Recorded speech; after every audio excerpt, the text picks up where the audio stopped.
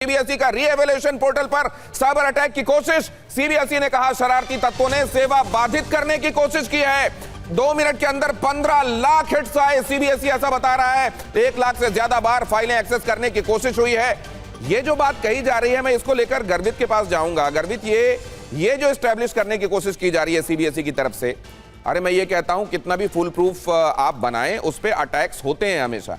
आप अटैक्स को अंडरलाइन करने की कोशिश क्यों कर रहे हैं? क्या आप अपने सिस्टम को लेकर अभी भी कॉन्फिडेंट नहीं है, इसलिए आप ये बताना चाह रहे हैं कि एक्चुअली देखिए इस तरह की अटैक्स की वजह से वहां भी वल्नरेबिलिटी आ गई? ये क्या बताना चाह रहा है सीबीएसई ऐसा ये बता के कि इतना ज्यादा देखिए अभी भी इसको हिट करने की, अटैक करने की कोशिश की गई? सर, ऑन एनी एप्लीकेशन, कोई भी वेब एप्लीकेशन होती है, उस पे डेली अगर आप स्कैन करें तो अटैक्स होते हैं। एवरी डे देयर अटैक्स, बिल्कुल। And then there are processes कि आप फेल टू बैन लगाते हैं कि आपके आईपी एड्रेसेस ब्लॉक हो जाते हैं। सो एक बार अटैक जो करता है वो ब्लॉक हो जाता है। So it is very difficult now if you have firewalls in place, WAFs लगा रखे हैं आपने, तो आप अटैक्स को रोक सकते हैं। आप ये नहीं कह सकते कि आपकी अटैक की वजह से साइट स्लो हो जाएगी या बंद हो जाएगी। देयर आर डिफरेंट प्रोविजंस कि आप अटैक्स को एक लेवल पे, वैप के लेवल पे रोक लेंगे, and it should not impact. A secure website should be like that. और जो हम जिस टॉपिक पे हम लोग बात कर रहे हैं, मेरे को लगता है कि गुड इनिशिएटिव है on a digital front, but technology is as good as people building it. अगर आप गार्बेज बनाएंगे तो आपको गार्बेज ही मिलेगा। Now in with this there are lot of tangents attached to it कि स्कैनिंग की क्वालिटी कैसी है, बच्चों के बीच की शीट्स ही गायब है, स्कैन नहीं हुआ है, there is a no feedback loop.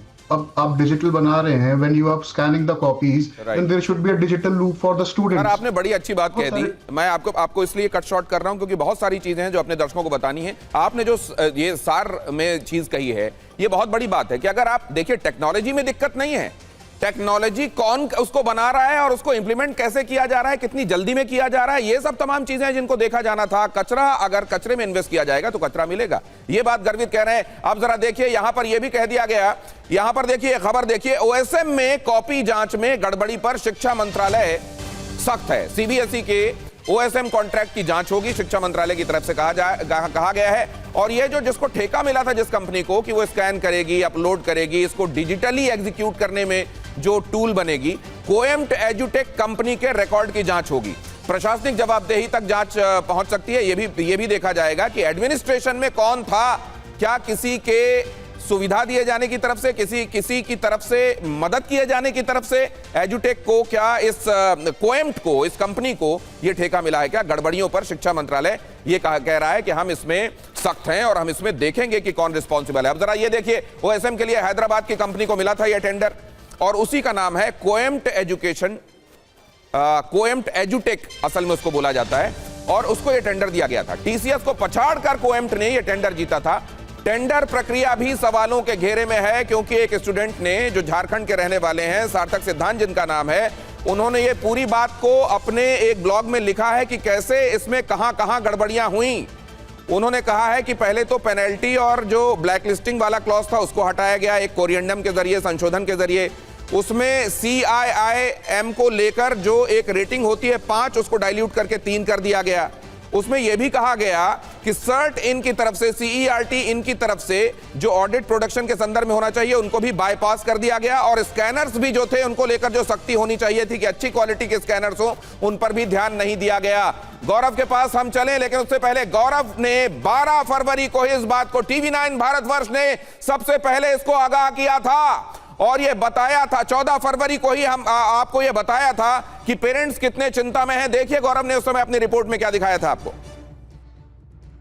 आपने वो सीबीएसई का सर्कुलर देखा होगा जिसमें 12th के बच्चों का ऑनलाइन ऑन स्क्रीन मार्किंग होगा, जिसमें टीचर्स को यहाँ पे स्कैन करके कॉपी और फिर उसी पे मार्किंग करनी पड़ेगी। तो आप खुश हैं? आपको लगता है ये सही है या नहीं?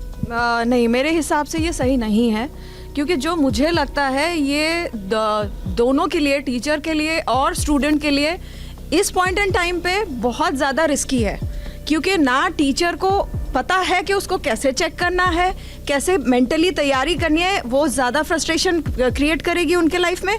और स्टूडेंट में पैनिक बहुत ज़्यादा क्रिएट होने वाला है। In fact they are already panicked. के ऊपर ज़्यादा प्रेशर है इस चीज़ के लिए। अगर ये सब चीज़ करना चाहिए तो वो पहले करना चाहिए था, क्योंकि बच्चे उसी अकॉर्डिंगली प्रिपेयर भी होते हैं। उनके लिए टाइम ही नहीं बचा, एक हफ्ते भी नहीं है बच्चों को प्रिपेयर होने के लिए। इंट्रोड्यूस करने का पॉइंट है कि भाई एक स्कैनिंग कंपनी को बेनिफिट हो जाए, वो अपना एक अपना मार्जिन निकालेगी इसी सब में से, तो वो सब पॉइंट है। अदरवाइज मुझे नहीं लगता, अगर आपको ऑनलाइन चेकिंग करानी तो पेपर भी आप ऑनलाइन करा लीजिए। यहाँ तो बिना एक्सपेरिमेंट किए आपने सिर्फ एक हुकूमत लागू की और वो लागू होना है। बच्चे अभी वैसे ही अंडर प्रेशर में हैं, ऐसे में स्कैनिंग वाला पॉइंट उठाना बच्चों के लिए और प्रेशराइज्ड है। ये 15 दिन भी नहीं है, मतलब इतने कम टाइम पे ऐसे निकाल के बम फोड़ दिए हैं।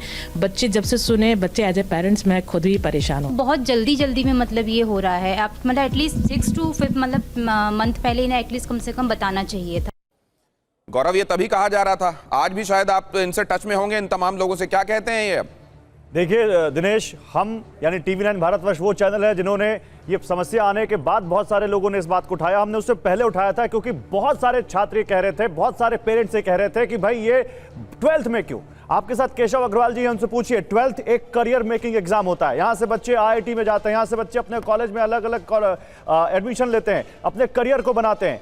CBSE ने पहली बार ये 9th में क्यों नहीं लागू किया, 10th में क्यों नहीं लागू किया, या इसका एक ट्रायल क्यों नहीं किया एक बड़े स्तर पर, जहां वो जान जाते हैं कि इसमें क्या कमियां आ रही हैं। बहुत सारे टीचर्स से हमने कहा कि हमें पता ही नहीं है। CBSE बार बार कह रहा था कि हम ट्रेनिंग दे रहे हैं, लेकिन एक सर्कुलर आया था उसी समय जब कहा गया था स्कूल से कि अपने बेस्ट टीचर्स को इसमें लगाइए। हमारे साथ एक बहुत बड़े स्कूल की प्रिंसिपल इसी शो में जुड़ी थी। उन्होंने कहा था कि बेस्ट टीचर और टेक सेवी टीचर होना, दोनों में अंतर है। आप स्कैनिंग करके उसको कंप्यूटर पर लेके जा रहे हैं। जरूरी नहीं है कि हमारा बेस्ट टीचर टेक सेवी हो। 50-55 साल का टीचर है, उसको हमें ट्रेनिंग देनी पड़ेगी। CBSE ने इतनी फुल प्रूफ तैयारी क्यों नहीं की?